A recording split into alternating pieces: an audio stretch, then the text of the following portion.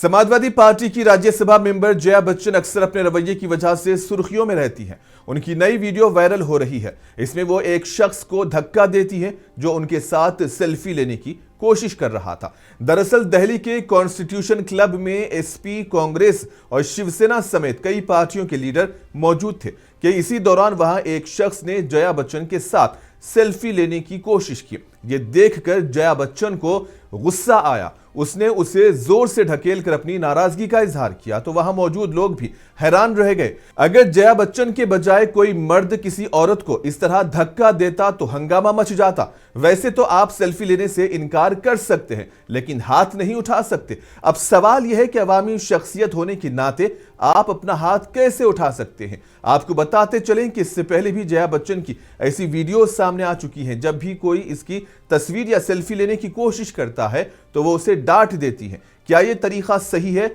या गलत, आप खुद सोचें।